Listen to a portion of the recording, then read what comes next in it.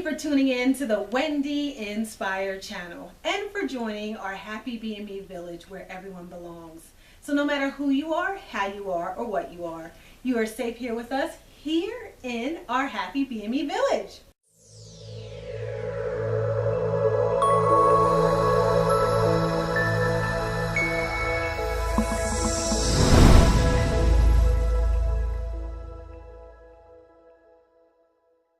All right, happy special Thursday to our viewers, our subscribers, our Happy BME Villagers, our friends, and our family. We're going to do something a little bit different today. In support and in honor of our anti-bullying campaign, we will be interviewing a special guest. Her name is Nichols, and she is going to share her bullying story. So welcome to the Wendy Inspire channel. Thank you so much for joining us. Say hi to everybody. Hi, everybody. All right. So, in support of our anti-bully campaign, we requested to have people share their bullying story, what their bully was, what their bully is, and what they did to overcome it. And we are so happy to have you on the show. We're grateful that you decided to share your story. So, Nichols, first tell the people a little bit about yourself. Well, I was born and raised in Chester, PA. I'm 31 years old. I'm a single mother of one. Her name is Layla. She's 2. She is very, very, very vivacious, but I love her to death. And like Wendy said, when I was younger, I was a victim of being bullied. All right, so we have Miss Nichols, and she is joining us today. Thank you so much for joining the Wendy Inspire channel. And we're really grateful for your courage, for the fact that you wanted to come on our show and share your bullying story. So you shared that you were from Chester, PA, that you're a single mother of Layla, who is awesome. So why don't you share a little bit about your bully story? Well, they would just call me a freak, I'm weird, I'm different. Why do you look this way? Why do you talk that way? And most of it came from my hands. So I do have a deformity with my hands. I was born this way, and I also know in the 80s that technology wasn't where it could have been. I know nowadays you can get a new arm, a new eye, a new leg, new fingers, but back then they didn't have that. So because of that, fortunately I can do everything. I'm not handicapped. I can do everything somebody else can do with a full set of fingers. But we all know that kids can be cruel, and back then, because I was different, nobody knew how to take that. They thought that because my hands were smaller or that they looked different, that I was just a freak. So unfortunately, I was actually jumped when I was 7 years old. On my way home from school, the 2 young ladies sat behind me on the bus, and they acted as if they were cool with me, but they really weren't. I think that was part of like the setup, and when I got off the bus, they actually jumped me right in front of my house.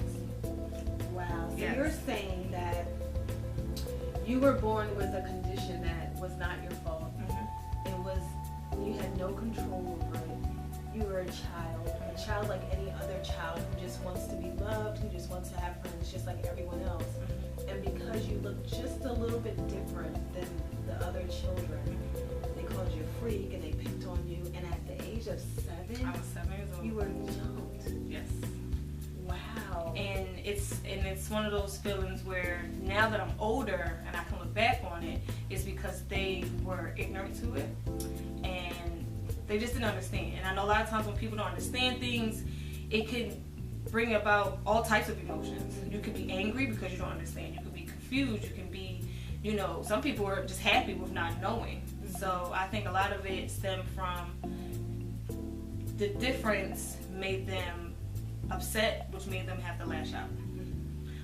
And then another encounter went through like middle school, high school, even all the way to college. I was actually bullied in college. And you think of college as Adults. we're adults now. I'm away from school. I can do my own thing. This is where I'm going to learn myself.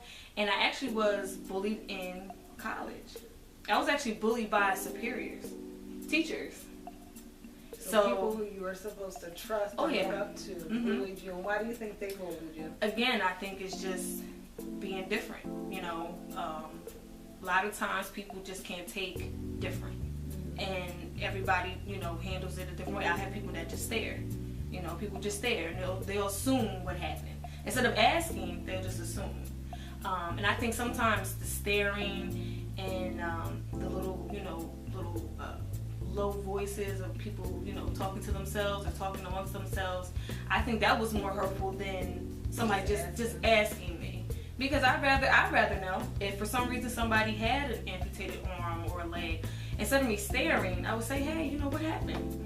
And a lot of times, once people know, they feel better. Once people know, the staring stops. Once people know, they tend to be more open to maybe the next thing they might notice. I know growing up in my household, I wasn't allowed to stare. I wasn't allowed to point. I wasn't allowed to make fun of anyone. And it wasn't just because of my hands, but that also brought about, you're different. Everybody's different in their own way, but because of your hands, because your hands look different, you definitely can't look at the next person and shame them or look down on them, because you're just as different as they are. So, I had a lot of low moments from it, a lot of dark moments. I actually thought about suicide. I wanted to kill myself at one point, because every day somebody had something to say. People who act like they were my friends, they really weren't my friends. For me, when I learned who my true friends were the ones who never asked. And it's not because they didn't want to know, it's because they didn't care. They didn't care. You have the people who really care because they just have to have something to talk about. Then you have the ones that are like, she's my friend, I don't care what she looks. She can have, no hands, and she'll still be my friend because she cares about me. She's there for me. She supports me. My fingers and my hands mean nothing. And even just having a social life sometimes. I've tried to date guys who at first may not notice right away, and then once they notice, they're like, oh, I don't want to date you. And I'm like, well, there goes my self-esteem. I'm thinking that everything else is good. I'm intelligent, I'm humble, I'm well-rounded. I think I dress nice. I try to keep up with my hair, and all you're focused on are my hands. And like you said, something I can't change. Something that you can't change, something that you can't control. So my question for you would be, how does what you experienced as a child and even as an adult, how does that help you to approach other people with an eye or a heart of sensitivity? Just making them aware that obviously words hurt. We try to act like they don't, sticks and stones and all that, but words do hurt. And you never know what somebody's already going through prior to maybe the things you might say to them, the hurtful things. You don't know what their home life might be like. You don't know what their mental state is. So, always approach somebody with caution, but approach them with open arms, because you just don't know where they're coming from already. You don't want to put them in a deeper space, a dark space where they might already be, and just let them know that you understand that not only is everybody different, but there's sometimes some things can happen to you later on in life that might take those abilities away from you. Like, I have a friend of mine who, she got into a really bad car accident years ago, and now one of her eyes, she had to have plastic surgery. When her eyes have kind of shifted, and certain parts of her body look different now, they're deformed. So are we supposed to look at her and shun her and make her feel bad because now she looks this way? Prior to the accident, she didn't look that way, but now she looks different. So just being open to people and understanding their story. Everybody has a story. Absolutely. Everybody. So, there's a whole lot of things that you just said that were so powerful. You said that saying, sticks and stones, and I remember when I was a little girl, because I was also bullied. When I was a little girl, that was something that we say, sticks and stones may break my bones, but words will never hurt me. But I feel like words actually hurt more than anything else, because if someone is like being hit upon, or you fall, you break your arm. If you fall as a kid and you break your arm, you put it on a cast, it heals. And it heals. And then you actually forget about it. It's like, oh yeah, I broke my arm, but it's not this wound. But when people say things to you, and on the outside you are almost taught to be tough, like, I'm strong and I'm tough, and that's almost a way to protect yourself.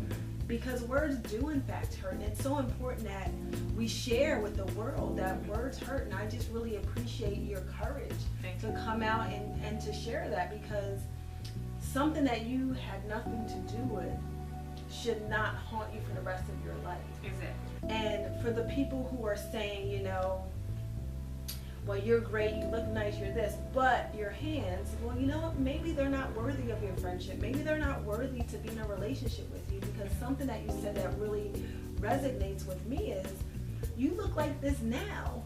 There's no guarantee that some life event that you couldn't control can happen to you. And not only that is, the way we both look right now, 30 years from now, we're not going to look exactly like this. Exactly. Some things might kind of hang a little bit more. Some things might recede a little bit. Some things might get a little bit more plumpy. Exactly. I mean, we don't keep our shell forever. But the one thing that we do in fact keep is we keep the spirit inside. So as much as like our shell goes through shifts, so you're a child, now you're a teenager, now you're an adult, now you're an elderly person, and every single stage your shell shifts, but the inside remains the same. So what would be one thing, and I want you to tell the camera because this is going to be really powerful.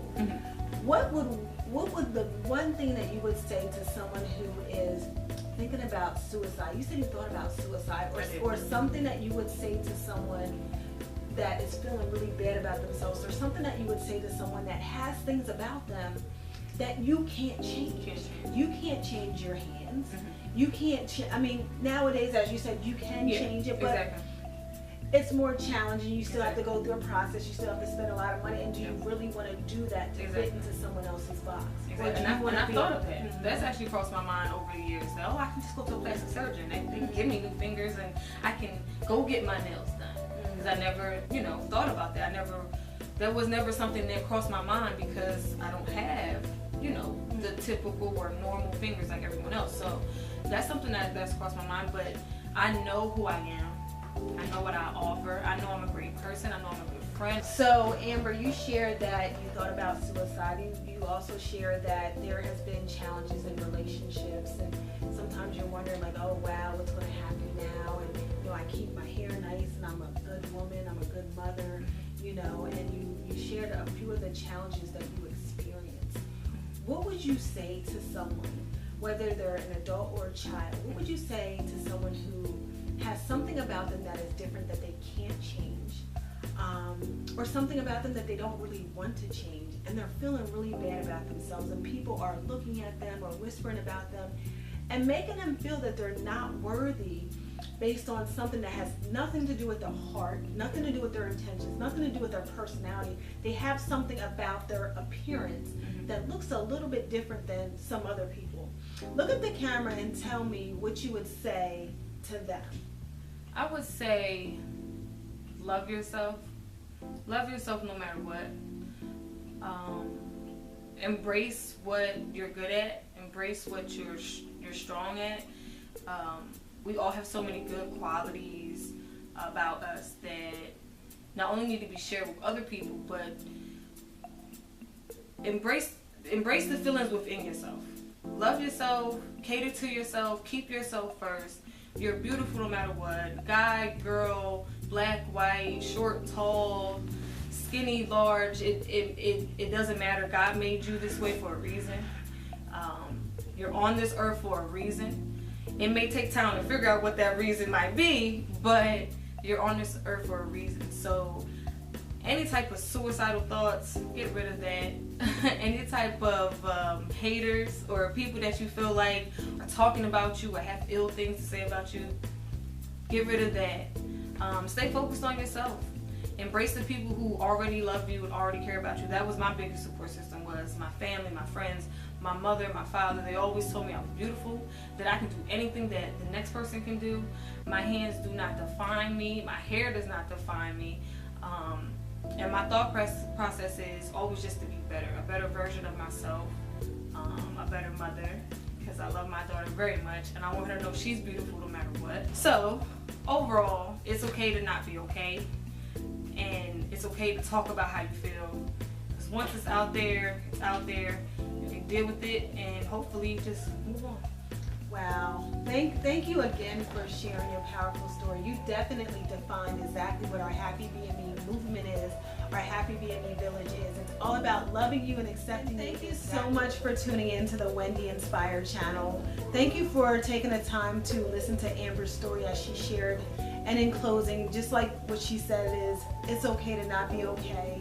Focus on all the wonderful things that you have going for yourself.